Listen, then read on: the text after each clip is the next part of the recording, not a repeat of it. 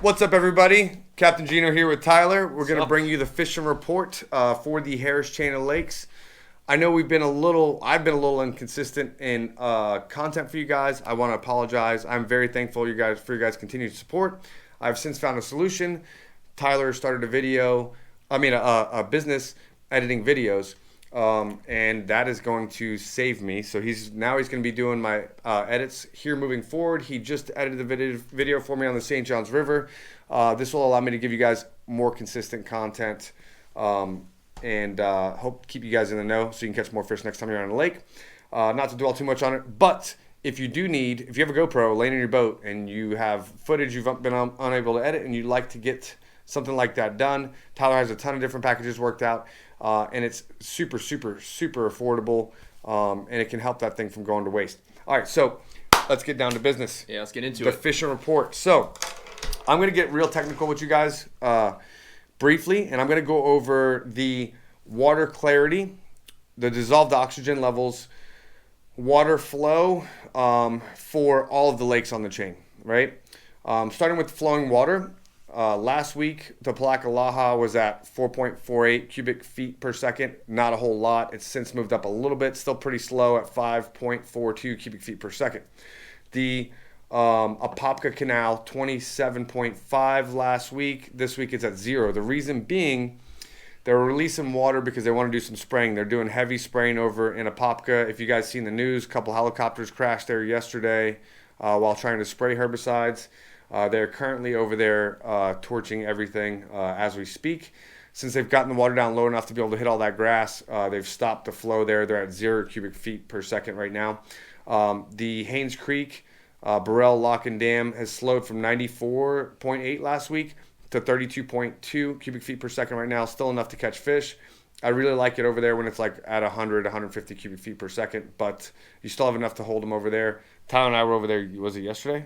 Yeah, yesterday. Yeah, we sacked them up. Tore them up on like a little trickle of water, so that's all you need, really. Yeah, like every cast. It was ridiculous. Oh, it's crazy. To move on to water clarity, the reason why, step back just 1 second. The reason why the water flow is important is because all summer long, as you guys may know, flowing water is the deal on the chain. If you can find some flowing water, you can really catch them up really, really good. And then water clarity, trying to figure out where these fish are at depth-wise. This is going to help you guys out tremendously. I constantly get hung up on the past all the time because I'm so excited for certain bites to come around certain times of year and fish to get in certain depths. They're just not getting there in some of the places I generally like to fish because of water clarity. Starting with Big Harris, we're at 2.3 feet of visibility. This means that your fish are going to really be in like 8 foot or less. 8 foot's like the end of the world. It's really going to be like 6 to 4 feet of water. They were up shallow a little bit last week, but now, coming into last week, our water temperatures were in like the low 70s in the morning and would end like in the high 70s, maybe 80. Now they're starting out at 83 in the morning, and they're ending in the mid to low 80s in the end of the day. Expect those fish to pull out, and the majority of your fish to be in like 4 to 6 foot of water. The dissolved oxygen in Harris is still pretty good considering historical data at 9.3 milligrams per liter.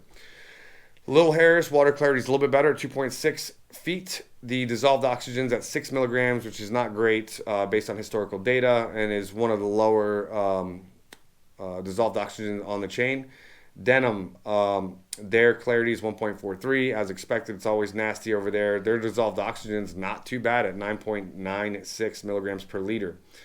Lake Eustis coming in, just a little bit better than Big Harris at 2.5 foot of visibility with 9.43 milligrams per liter of dissolved oxygen.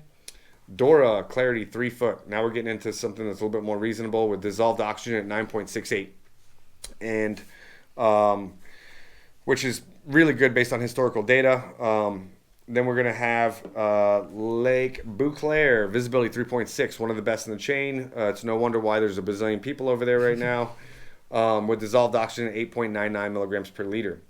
Moving into Carlton, again, this is like tremendously better than what it used to be in the past. That place used to be a flipper's paradise. Now it's cleaned up a lot, and it is offshore man's paradise. It's at 2.69 foot of visibility. Dissolved oxygen is excellent at 10.55 milligrams per liter. Definitely one of the highest on the chain, or the highest on the chain as far as dissolved oxygen. This is a super healthy lake these days, which is why there's a lot of people over there as well. Apopka visibility 2.94. Expect that to change drastically in the next coming weeks. It does take a little time for it to catch hold. Also expect, dissolved oxygen is the lowest on the chain at 3.14 milligrams per liter. Expect that to go down when these grasses they're going to kill off. They're going to have one last surge and they're going to try and gain all the nutrients and oxygen they can. This is going to suck the oxygen out of the water. That dissolved oxygen is going to go down drastically. Apopka's great run of catching big fish is probably coming to an abrupt end here for a little bit until that lake recovers from whatever they're doing over there. Griffin, the Griffin's really spun me out in the last year. They torched the entire north end. There's several areas I can find fish where the fishing's good, but it's really fishing small compared to past years. And that's because their dissolved oxygen is down to 4.2 milligrams per liter because of the heavy spraying, and their visibility is right around 3 foot. And that's going to be average visibility. I would not say the north end's 3 foot. I would say the north end's probably closer to 1.5 feet. The south end being the clearer side, where you still have some clean grass and surviving fish from the past spring. No. But that is the techie stuff. And again, guys, this should help you be able to break these lakes down way, way, way, way, way better. Hottest lakes on the chain right now would be Carlton, Bouclaire, and Dora. It is undeniable when you go over there. It is fishing good, but it's super duper crowded. Harris is fishing good if you don't try to get on 10 foot of water like I have recently. It's just they got out there and then vanished. We were cracking them on a crankbait, and then poof, they're gone. Visibility's crap. They're up pretty shallow. But you are all by yourself over there. You can really catch them pretty good. It has been an up and down struggle because we had a wave of spawners pull up last week. When were you out there? Was it last week? Last week, 2 weeks ago, something like that? Yeah, last week. Yeah, last week. Mm-hmm. Because that tournament Saturday. Yeah, there was literally fish on beds everywhere in Beuclaire and Carlton. So a lot of people's offshore fish kind of vanished on them. And you see a lot replicated in these tournaments. There's, it seems like every other week it's somebody different with the better bags. Most bags are under 20 pounds that are taken to win these tournaments. Took 13 pounds to win the Sunday Open. And there's a huge disparity in bags. It's going to go like, 18, 19, 20 pounds at the top of the heap. Then it's going to drop down to like low teens, 12, 13, 14. And then you're going to have a bunch of guys that don't have a limit. With that being said, it is fluctuating day to day. Like we went out yesterday and caught a bunch of fish. We went the day before and caught a pile of fish, tons of quality, 3.5, 4 pound fish. But in very small areas. You can go, it's like a desert wasteland. Tyler spent a ton of time out there last week. On Dora. And it was, I found like a couple little areas that had like, 10, 20 fish we caught. And then that was it. A couple small little areas. That's all that was holding. Yeah, he found a pile of fish in an undisclosed location and got on a really good bite at the end of the day. Him and his dad both banged on him real good. And away from everybody. Oh, yeah. No one knew what we were doing. Yeah, you don't necessarily have to be in a crowd. You just got to find them. It's fishing small. But that is soon to change, guys. It is changing as we speak. My buddy Jimmy was out yesterday. He sent me a bunch of images of bluegills locked on bluegill beds. Expect to find those bluegill beds in backs of canals behind docks and offshore. This is going to be an overnight type deal. These fish are going to go from being on shad to those shad spawns in the morning to straight munching on bluegill. Mm-hmm. It happens fast, guys. The bluegill fry hatch every 35 hours. And it is going to get real ugly. You're going to have big fish eating those big bluegills, and you're going to have tons of other size fish coming in and eating those fry. Along with every other predatory fish in the lake, the lake is going to change on a dime. Expect that to happen any day. But as of now, guys, shad spawn's still happening in the morning. As far as grass goes, Carlton, Bouclaire, tons of Dora, tons of eelgrass line the bank. There are sparse peppergrass patches. I find in the next coming weeks those fish are going to get off those peppergrass patches, usually during the hotter months of summer. That peppergrass doesn't do me too good. The rest of the year is fantastic. There's plenty of hydrilla in Lake Eustis. Banana Cove was just sprayed on Big Hair, so expect for that to disappear. The fishing will still be good there for another week or two, and then it's going to be completely cooked. Big bags are coming from Double Run, mouth of the Bouclaire River, the mouth of the Beuaclaire Canal on the Dora side, the Apopka Canal, the Dead River, mouth of Haynes Creek, all the pinch points, all these places where these fish have pulled into spawn or pulling back out. There's that last push of fish are going to be running back to those areas. Those pinch points are going to be fantastic. They're going to be even better if they got wind or some sort of current being moved around the chain. If you don't know how to find the current, just stay tuned for the next fishing report, because I will be giving you more tech data moving forward in the fishing report, so that way you know the clarity and you know where the water's moving. This will kind of help you eliminate what lakes you want to target, narrow your search, and help you better prepare tackle-wise when going out to the lake.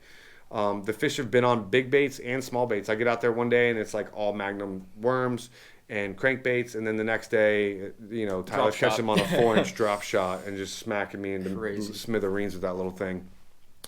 Jig bite's been pretty good. Crankbait has been hit or miss. Crankbait bite was fantastic a month ago. Then I couldn't get him to eat a crankbait. Then it was like kind of good. And then the last couple days I've been out, I caught some fish from some square bill spinner baits, but couldn't really get a big crankbait bite going, like a DT10, DT5 or DT14 or 5XD. Just couldn't make it happen. It does seem that when they are eating the crankbait, they do want those brighter colors, those more vibrant colors. They have not really been wanting to eat a natural color crankbait too well. Anything in bright shad patterns with chartreuse, blue, things like that, those have been the key to getting those bites when they do fire up and they do catch bigger fish. And when they do want to eat them, they seem like they're eating them good. They're choking them down. I believe that is a good report. Any good remaining grass on Griffin's going to be the south end. There's plenty of hydrilla down there. If you guys move around a little bit, you'll find it. I mean, you can literally drive out of the boat ramp and run into it immediately. Also around the next island up. As far as the north end, the majority is torch with some remaining grasses around the docks and the coves, and tons of eelgrass and peppergrass still remains around there. Have not been in the marsh lately. I have been to Apopka. Tyler and I went there and we caught them really good. And then I went back the following week and we just like completely biffed. But I think that goes to them drawing the lake down drastically. That moves the fish around a little bit. And then you had to wave the spawners up. So these fish have not been able to settle in to save them lives. Either the FWC's jumping in and completely torching areas. The water levels are fluctuating, or they decide they want to pull up and spawn. So they've been on the move a lot, but expect all that to change here in the next coming weeks. You will get another fishing report from me within a month because we will have some major changes, and I'll keep you guys up to date the best I can. Yeah, that's it. Anything to add? They're probably wondering where you got all this information, and we're actually, going out there testing the water ourselves, and that's where we're getting all this accurate information. So UCF, guys, UCF Water Atlas, that has the real-time data mapper with water flows, water clarities. There's actually a lot more information available. The most important information to us, I find, as anglers, is going to be your water clarity and dissolved oxygen. We're not trying to analyze the lake. We're just trying to figure out where these fish are at. And this helps us eliminate a ton of water. It's going to help you to eliminate 80% of every lake on the chain, having that information for yourself right there. And also let you know, like, if you can go play around these canals with some water flows and things like that. So hopefully this makes your experience on the water a good one. Again, guys, I can't say it enough. Flowing water, man. Me and Tyler went over there. It was kind of like a bittersweet thing because Tyler lost his camera. I was depressed. I was catching fish and being depressed at the same time. He forced me into water riddled with hooks and gators, and I almost died. But we did catch a ton of fish. It was super awesome. Tyler just couldn't. He stepped. We had an awesome morning, kind of laid back fishing, and then one catastrophe after next. Tyler loses his phone, proceeds to break off 72,000 times on every little thing that was in the water. I got stuck on a We piece forgot of grass. all the Red Bulls on the other end of the lake. I failed to put gas before we went to the lake because I was like, we got plenty. I didn't even look at the gauge. We get out there, and we would have been fine if we didn't forget our Red Bulls back at the other side of the lake. We're forced to run back across the middle of the day. New video coming soon. Despite all of the fish catches and the insane topwater blowups in the middle of the day and stuff, Tyler was still a very, very sad dude. Yeah, that video should be up in the next week or two on your channel? 2 weeks. Link will be in the description, guys, for Tyler's channel. If you have not subscribed to Tyler's channel, you guys are messing up big time. If you're coming to the chain, if you live here, if you're in Central Florida, that dude is his channel. I mean, go deep, man. You can go super deep in his videos. He has the most Harris chain content of anybody on the Harris chain. You stand a lot to learn by dissecting and going through some of those older videos. There's every way possible you can think to catch fish on the chain. He's done it. He did an insane series last year, Week on the Chain, included all kinds of incredible content. He's got videos fishing every canal in Lake Eustis, every canal in Lake Griffin. That's those videos are invaluable, guys. You can learn so much while you're sitting on the toilet in the morning drinking your coffee by checking those videos out, and save yourself a ton of time and heartache when coming to the chain. He's an open book, as well as myself. be sure to check them out if you have not checked them out yet. And again, guys, thanks so much for sticking with me. I really do appreciate your continued support. With that, man, until next time, guys, tight lines. See ya.